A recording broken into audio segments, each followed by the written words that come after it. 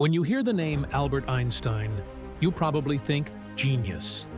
He's the man whose mind supposedly unlocked the secrets of the universe, whose very face has become a symbol for brilliance. But what if I told you that this icon was once considered a bit of a lost cause? That a story from his childhood, whether completely true or not, paints a picture of a boy nearly written off by those around him? According to some popular tales, the family maid even had a nickname for him, Der Deperte, the dopey one. This is the incredible story of how the boy they worried would never get it right got it right in a way that would change our world forever. Section 1. The Problem Child. The stories painting Einstein as a childhood failure started early. He was famously a late talker, not speaking his first words until around age 3, which naturally caused his parents some concern. Adding to their worries was his habit of quietly whispering words to himself before finally saying them out loud. School didn't seem to help matters. The rigid, rote memorization style of the German schools at the time was a terrible match for Einstein's curious, questioning nature. He wasn't there to be a parrot. He was there to understand. This led to frequent clashes with teachers who saw his constant questions not as a sign of a brilliant mind, but as simple rebellion. He wasn't formally expelled, as some legends claim, but the situation got so tense that he left his school in Munich at age 15.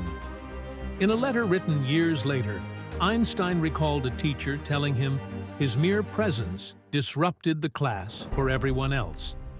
This sentiment echoes in another popular, though hard to verify, anecdote, where a headmaster allegedly told Einstein's father that his son would never make a success at anything.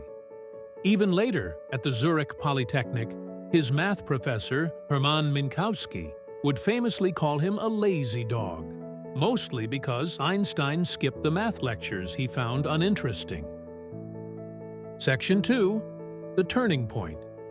So, how did this supposed problem child, this lazy dog who struggled to land a teaching job after graduation, become the Einstein?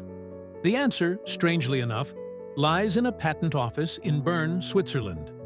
Unable to find work in academia, he took a humble job as a third-class technical expert. It was the perfect escape.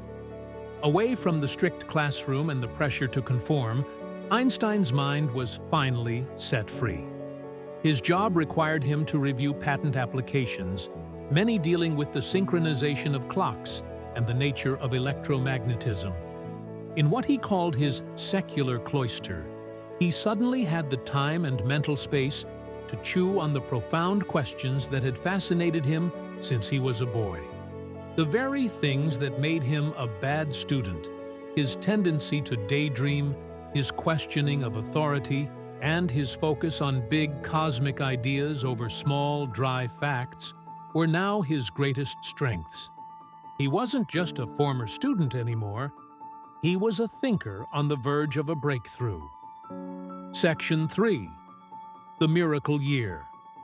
And then came 1905. Today, it's known as Einstein's Annus Mirabilis, his miracle year. In just a handful of months, while still working his day job at the patent office, the 26-year-old unknown published 4 papers in the prestigious journal Annalen der Physik. These weren't just academic exercises, they were seismic shocks that would forever alter the foundations of physics. One paper tackled the photoelectric effect, proposing that light could act like a particle, an idea so radical it would eventually earn him the Nobel Prize. Another paper offered a mathematical explanation for the jittery, random movement of particles in water, effectively providing concrete evidence for the existence of atoms. But his most famous papers from that year introduced the world to the special theory of relativity. In them, he argued that space and time weren't absolute constants, but were relative to the observer. And, as a little cherry on top, he published a fifth paper later that year, containing a short addendum with a simple but world-changing equation you just might recognize: E equals mc squared. Mass and energy, he demonstrated, were just two different forms of the same thing. The story of Albert Einstein's early years is more than just a fun piece of trivia. It's a powerful lesson. The boy some called the dopey one wasn't a failure. He was just tuned to a different channel. His mind wasn't slow. It was busy wrestling with the fabric of the cosmos. And his clashes with school weren't a sign of a bad attitude. They were the actions of a mind refusing to be put in a box. The world came dangerously close to overlooking one of its most brilliant minds, simply because it tried to make him conform. His journey teaches us that true genius often shines brightest in those who aren't afraid to think differently, to ask the wrong questions, and to follow their own curiosity, no matter how many people tell them they'll never amount to anything.